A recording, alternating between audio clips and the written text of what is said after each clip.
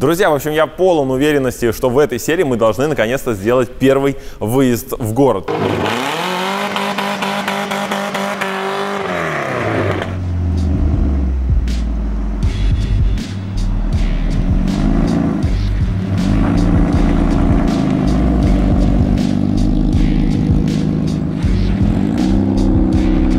Друзья, это будет очень важная серия субарожца, потому что она будет предопределяющей его дальнейшую судьбу. Сегодня мы попробуем завести машину и нормально на ней проехаться. Если двигатель и наша кастомная трансмиссия покажет себя нормально, то будем оставаться вот в таком вот виде некого слипера. Если же все будет не так, как мы планируем, то мы беремся за болгарку и трубогиб. И в очередной раз мы из проекта делаем нечто наркоманское. Но это нормально. Больше всего в этой всей истории меня смущает именно механизм выбора передач и состояние коробки после того самого удара.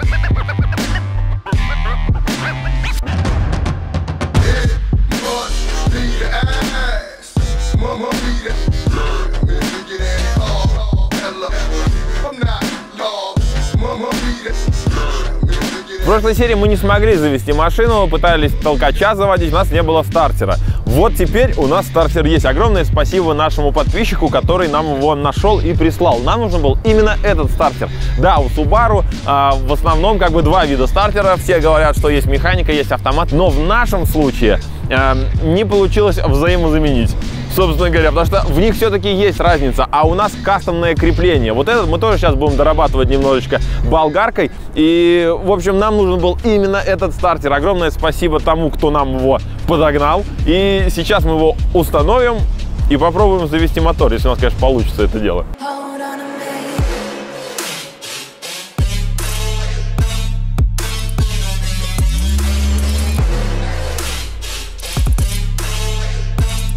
Помните, в прошлой серии мы толкали Запорожец по вот этому сервису и никак не могли его завести. И мы рассчитывали, что появление стартера сильно облегчит нам эту задачу, но нет. Даже со стартером машина не заводилась. И мы начали искать причину. Посмотрели топливный шланг, немножко приоткрутили, оттуда вроде в давлях что-то там, что-то идет. Все нормально, закрутили обратно, все хорошо. Проверяем свечи, искра даже какая-то есть, но она была не постоянная. В общем, решили, что свечи паленые, поменяли свечи. Не помогло, машина все еще не заводилась, и мы решили проверить метки, что, в принципе, в этой ситуации было логично, но метки оказались в норме. И мы подумали, что может быть еще. Допустим, у нас уже просто хреновый бензин. Может, он там на дне с осадком каким-то, что там в бензобаке бушном было, мы не знаем. И решили слить, проверить бензин, и его там не оказалось.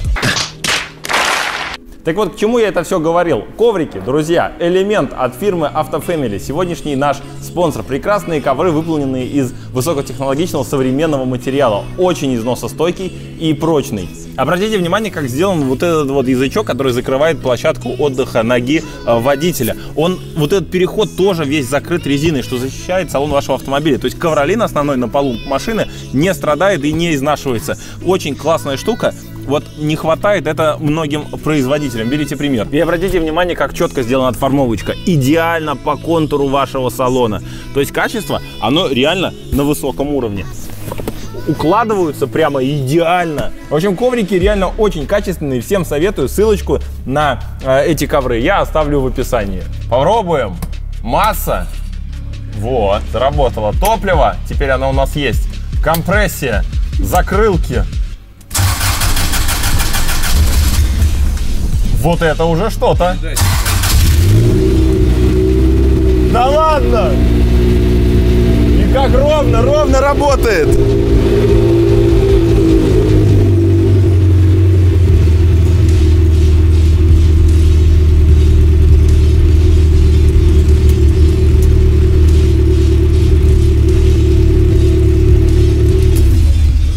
И весь ровно работает, да, на передаче он был, поэтому мы его и вывесили, в принципе, чтобы не уехать сразу же никуда.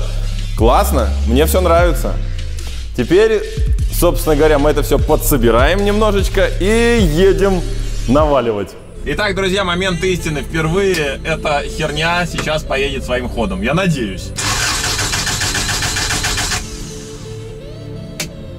Надо зажигание включить. Ствол тычка.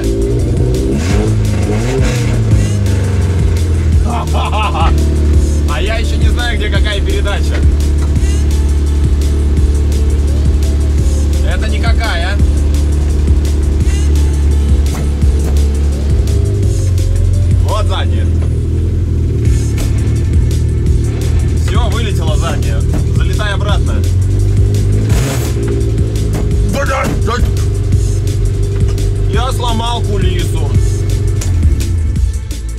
Да это нормальная ситуация. Я ее починю.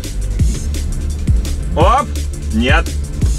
Ее просто нельзя слишком глубоко туда втыкивать.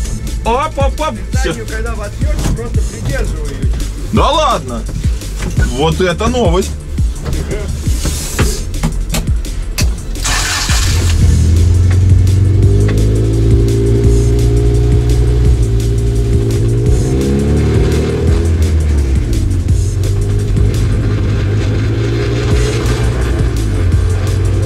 Какие-то звуки из коробки мне вообще не нравятся. Какая-то срань. Так, это первая должна быть.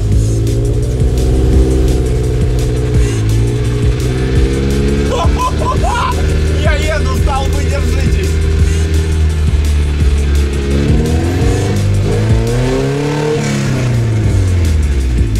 Так, тормоза ватные, но они и есть.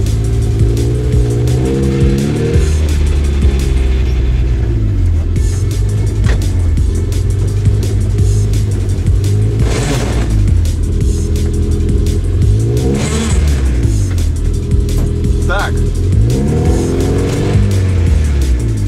У нас проблемы с коробкой, как я и предполагал, в принципе. Наша система не то чтобы особо хочет работать.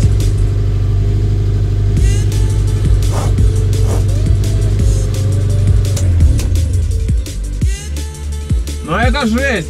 Так не должно работать! В общем, помимо того, что у нас развалился сам механизм наш, то есть вот это шарнирное соединение, оно развалилось. У нас еще и вот обойма от подшипника вот этого.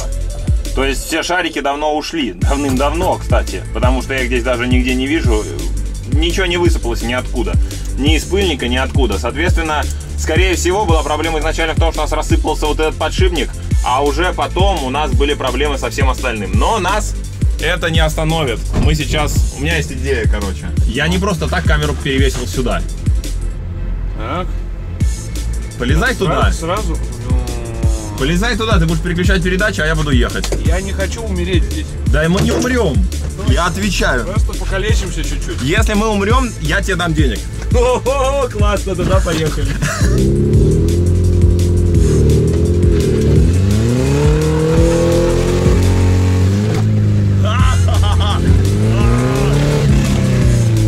Давай вторую. О, уже быстрее едем, нормально. Главное, чтобы не развалилось ничего.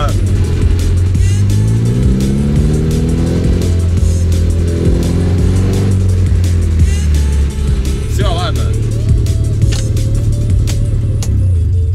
Друзья, в общем, я полон уверенности, что в этой серии мы должны наконец-то сделать первый выезд в город. Поэтому сейчас мы оказались в автосервисе Говнезон, чтобы починить нашу вот эту вот переключалку, как-то по-другому ее сделать, переварить и сделать по уму. К тому же есть идея. В общем, смотрите, в чем суть. У нас вот здесь вот в этой трубе ходил этот самый шарнир, тело, не тело, а какая-то ось шарнира, какая-то херня приваренная к шарниру ходила, а вот здесь вот внизу сам шарнир был, и от него остался только вот этот вот элемент, вот этот вот ответный шарик, и все. И, собственно говоря, мы решили, а почему здесь такая сложная система? Что-то было придумано не так. У нас есть уже труба, в которой есть отверстие, внутри есть шарик. Давайте вот эту вот трубу сделаем намного ниже, чтобы шарик входил сразу в нее. И посмотрим, что из этого получится. Потому что, ну, в теории, ну-ка, а в теории будет работать-то вообще? Или как обычно, и ринг-шоу будет? Это вот одна передача, это нейтралка, это другая передача. Я думаю, что работать должно. Во всяком случае, в моем миру это работает. Клофелиновом.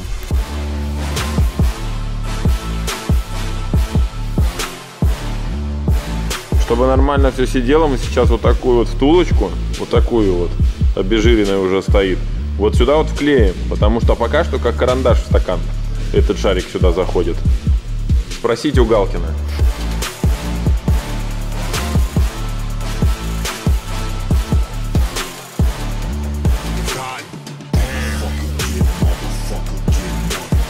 Друзья, как показывает опыт нашего канала, все, что сделано из говна и палок, намного надежнее, чем что-то сделано через сложную схему. В общем, все гениальное просто. У нас просто труба, а на ней просто какой-то шарик, и все работает. Вы смотрите, без люфтов. Вообще, наша пластиковая втулка, между прочим, она просто гениальна. Я теперь, кстати, намного четче понимаю, где какая передача. наверное. Вот, но тем не менее, сейчас попробуем здесь вот прокатиться.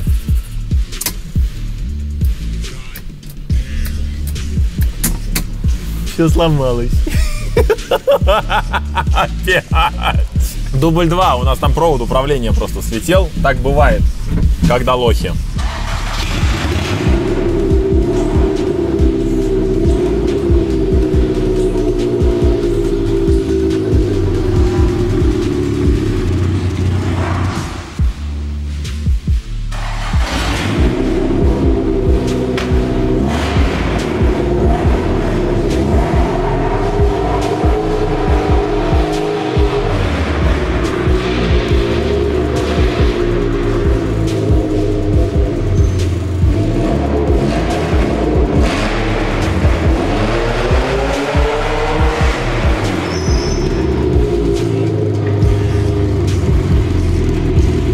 Это самое четкое, что происходило с этим проектом на данном этапе. Тормоза есть, коробка в идеале, все классно, поехали в город.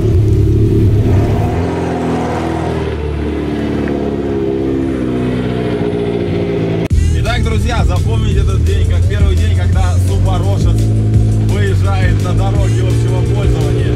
На данный момент мы имеем следующее состояние. Вроде как с коробкой передач более-менее разобрался с переключением.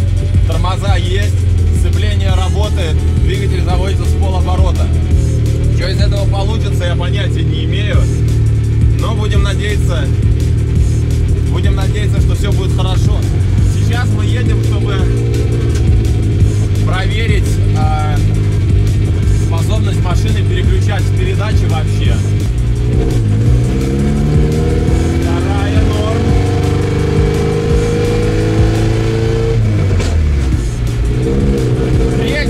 Третья работает все же. Нравится. И четвертая зашла. Пока что все очень хорошо. Так, пока что все нравится. Мы держимся в потоке наравне со всеми. Это офигенно.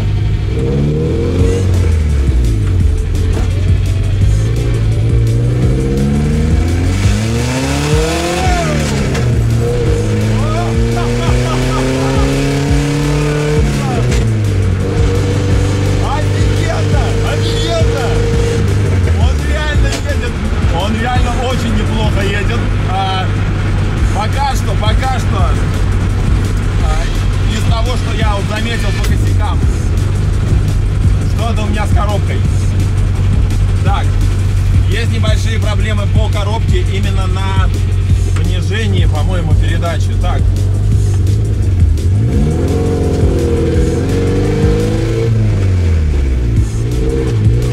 Не на понижении, на моменте, когда я отпускаю газ, по-моему, передача вылетает. Да, передача вылетает почему-то, когда я отпускаю газ. То есть эта тачка, она хочет валить.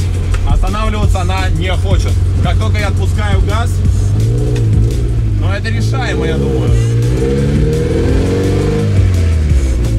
Но вообще переключения четкие, очень четкие. В общем, друзья, я пока что весь на эмоциях. Я не могу сказать, валит она, не валит, потому что, во-первых, она вообще поехала. Это очень хорошо, мы все этого очень долго ждали. Она поехала, она нормально управляется, у нее, я так и не понял, кстати, люфт есть или нету. По-моему, во всяком случае, вот такого гуляния руля, когда все шарниры там уже убиты, классика запорожца, здесь нету. То есть руль вроде как сам по себе никуда не гуляет, ничего не бьет по подвеске, все работает прекрасно. По коробке переключается четко, то есть я ни разу не промазал мимо передачи. Первая, вторая, несмотря на то, что у нас все инвертировано, то есть у нас первая справа, а вторая, точнее третья слева находится, потому что у нас системы тяг нету, как на транспортере, там у транспортера целая система огромная под днищу, здесь этого нету, вот, поэтому инвертирована логика включения. Для меня это не проблема, я могу ездить на чем угодно, неважно какая коробка передач, с какой стороны руль, с какой стороны первая, для меня это не важно, главное, чтобы колеса крутились, поэтому не считаем это за проблему, но есть определенно... нет, еще самое главное, что мне очень порадовало, кстати, Леха, третья работает, 4-я работает, все передачи втыкаются. Все передачи втыкаются четко, но есть проблема все равно. На сбросе газа вылетают передачи. Я не знаю почему. То есть, когда я еду нормально, они там все, то есть синхронизаторы работают, она втыкается четко, прямо залетает любая передача, она не вылетает на ускорение, но только я бросаю газ, у меня вылетает передача. Следующий вопрос, который мы так и не решили, это кузов. Нашему кузову пришел кирдык, соответственно, ну, вы сами все видите, он абсолютно кривучий. Мы ищем донорский кузов. У нас уже был один донорский кузов, который был пущен на Окорожец. Почему он туда был пущен? Потому что детальный осмотр показал, что он полностью сгнил. То есть везде, в каких-то важных силовых частях, там не просто ржавчина, там были огромные дыры, педальный узел, где стойки приходят в пороги, там все было сгнившее полностью, поэтому в него ставить субаровский мотор было бесполезно абсолютно. Ищем хороший кузов с документами, конечно же, и очень важно, мы ищем только Питер и ближайшая Ленобласть. То есть не нужно нам предлагать, если вы живете не в Ленобласти, а где-то далеко, потому что транспортировка машины будет стоить в несколько раз дороже, чем сама машина. Даже если вы нам ее подарите, мы не будем тратиться на эвакуаторы там по 50 тысяч и так далее и тому подобное. В этом смысла никакого нет. Ищем Питер, Ленобласть ближайшая. В общем, есть еще с чем работать. А, еще выхлоп надо сделать какой-нибудь клевый. Причем с выхлопом у нас тоже есть определенные вопросы, потому что мотор стоит сзади, и все, там выхлоп просто некуда скручивать, и нужно придумать что-то. Пишите в комментах, куда бы нам выхлоп вывести. Я думал по бокам вывести, но там места нету, короче, его. Куда-нибудь нужно придумать, чтобы было офигенно классно, чтобы это все смотрелось. Но при условии того, что машина низкая, днище плоское, то есть там под днище ничего не спрятать. И это проблема. Ну это реально проблема. Сейчас обратно поедем, я заодно проверю, как он рулится. Ну, а то я что-то по прямой ехал, а нужно как... Да ладно!